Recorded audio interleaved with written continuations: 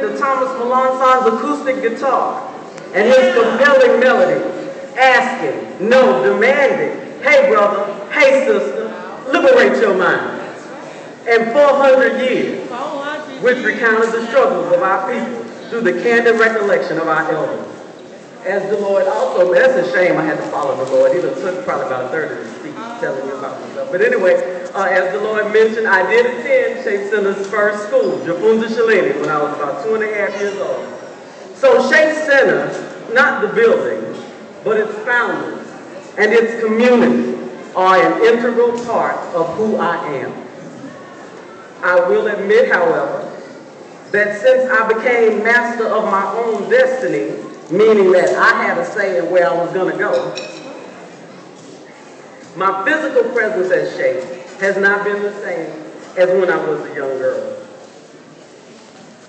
I remain, however, an ambassador for the Shape Center, directing those seeking a nexus for progressive black thought and activity to 3815 Live Oak. Like so many things that children take for granted, I felt Shape belonged to my parents and their cohorts, and I benefited by reaping the dividends of their efforts. I was content with the nature of things until my life changed dramatically. As most of you all know, my father, Esther King, suddenly and unexpectedly died this past September. Shape Center was my father's other home. He was a presence there, a fixture of Shape Center as much as any other. And when he retired, he was able to spend even more time there with the Council of Elders and various other organizations who congregated in the spaces there. He was at Shape Center so much that when my children saw him get dressed up, they asked, where you going, Shape Center? When my mother was looking for him for an important call and they couldn't find him, my daughter said, just go to Shape Center. The loss of my father is even more salient tonight, the first night of Kwanzaa.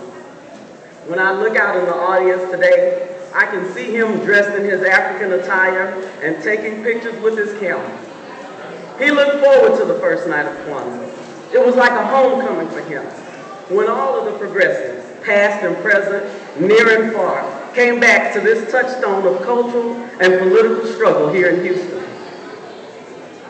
My father's death has been a devastating loss to our family and the progressive and Pan-African community here in Houston. He was a warrior who used intellect and coalition building as his weapons. He was a historian unlike any other who had macro and micro knowledge and understanding of the world he lived in. That's right. He allied himself with any and all movements for liberation from oppression. He fought gallantly against injustice, lending his voice, his knowledge, his presence, his time, his money, and his energy to this worthy cause. And he loved it. I remember once when he was hospitalized in a faith-based hospital, a nun came by to offer some support during his convalescence. She asked him, and what are your hobbies? He replied, reading and freedom fighting. Who knew it was a hobby? It really wasn't a hobby. It was his life's purpose. So on this, the first night of Kwanzaa, I'm not speaking for my father, I'm speaking about him and what relevance his life, his work, and his purpose have for us as we focus on tonight's message, unity.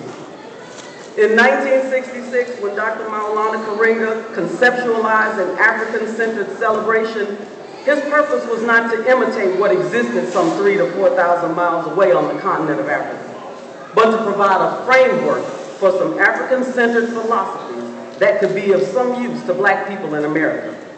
Like Shape Center, Dr. Karenga realized the importance of people of African descent understanding that, like it or not, we are connected.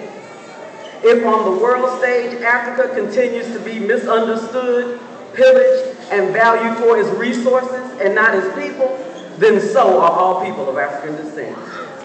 Unity means being of like purpose, not of like mind.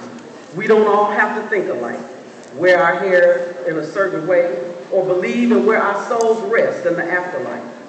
We should, however, be willing to come together, ignore the differences, and raise our voice against injustice, poverty, hunger, and apathy that plague Africa's children all over the world.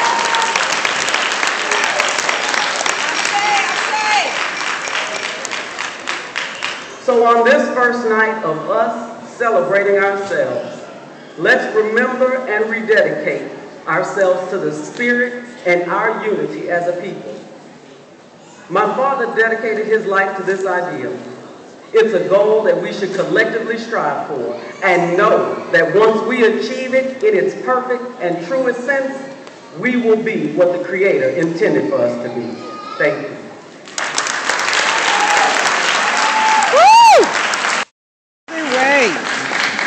Now,